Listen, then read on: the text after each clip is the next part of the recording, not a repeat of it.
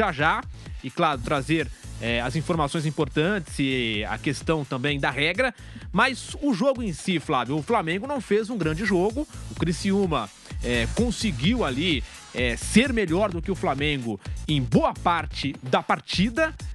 E claro, tem os lances polêmicos que nós vamos discutir, só que no jogo em si, com a bola rolando, o Flamengo jogou mal, né, Flávio? Jogou, isso é importante.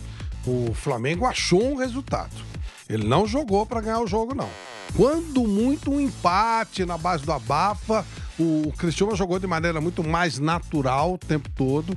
Foi um time que chutou mais vezes no gol, pelo menos as estatísticas que você mesmo passou pra gente, até praticamente metade do segundo tempo, era uma diferença enorme, eram 10 chutes contra 2. Ou seja, o Criciúma se impôs no jogo, ele não se intimidou em nenhum momento.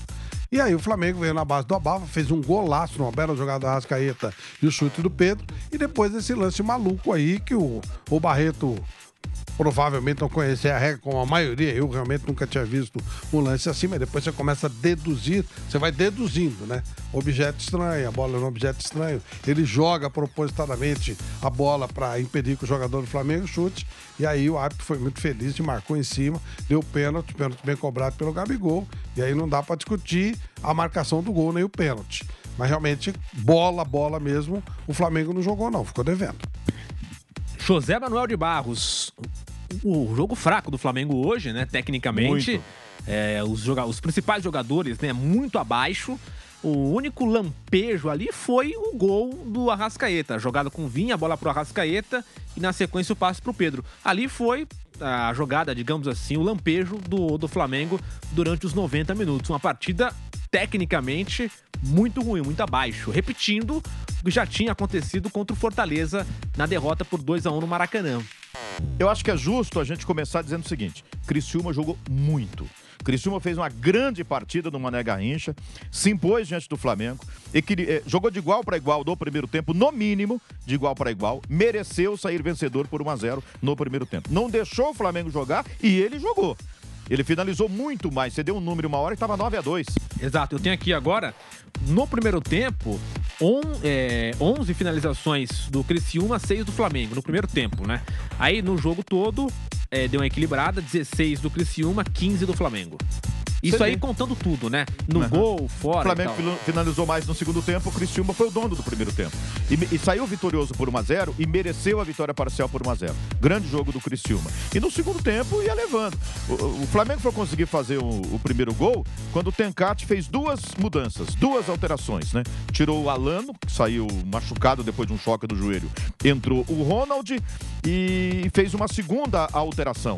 Eu acho que saiu o Claudinho, que fazia também um grande jogo, e entrou o Jonathan na lateral direita. Depois dessas duas, aí houve um cartão e um contusão. Houve um clarão ali no... O Matias Vinha carregava a bola e pela primeira vez no jogo a Arrascaeta ficou livre. Pedia desesperadamente a bola, o Trauco tocou ali pela meia esquerda. Aí, o talento que ele tem, né? A individualidade do Flamengo. Ele achou o Pedro num passe fantástico e o Pedro, como bom finalizador, chapou de primeira, mandou a bola do canto, empatando o jogo para a equipe do Flamengo. Né? O Pedro que havia perdido um pênalti, né? Ou perdeu depois um pênalti para a equipe do Flamengo no jogo. Na verdade, o Pedro perdeu antes de fazer esse gol, né? Ele se redimiu fazendo esse gol. E depois veio esse pênalti nessa jogada que a gente vai comentar à parte, que é uma coisa que eu nunca tinha visto, por exemplo, né? Mas o Flamengo fez um jogo muito ruim. O Flamengo teve aí uma semana de preparação, teve retorno dos jogadores que estavam na Copa América, o retorno do Everton Cebolinha, né? Mas estava numa rotação diferente. Eu me lembro muito no jogo lá em Caxias contra o Juventude, que o Juventude jogava a 200 por hora e o Flamengo a 80 por hora. Hoje o Flamengo parecia com perna pesada. Sabe aquele time que volta de pré-temporada e que não tá solto ainda para jogar, fez muita preparação física e não consegue correr direito? E o Flamengo se movimentava pouco, era um time pesado, lento, diferente do Criciúma que jogou terça-feira contra o Corinthians. O Flamengo está descansando há muito mais tempo. Foi um jogo muito ruim. E no segundo tempo as coisas não iam muito diferença até esse lance individual do Arrascaeta que achou o Pedro que marcou o gol, né? E a virada foi do jeito que a gente vai explicar daqui a pouco, nesse pênalti inusitado. Eu vou te falar, foi um castigo muito pesado para o Criciúma. Pelo que jogou, não merecia perder. Mas o Flamengo vence e segue na briga ali na frente, mas precisa melhorar muito. É o terceiro jogo muito ruim do Flamengo, que todo mundo achava, nesses 3 jogos serão 9 pontos, ele faz 4 em 9 possíveis, né? Acho que ainda fica devendo, principalmente se você levar em conta a atuação do jogo de hoje. Foi muito abaixo o Flamengo. E agora o lance polêmico, né? Para quem não acompanhou ainda,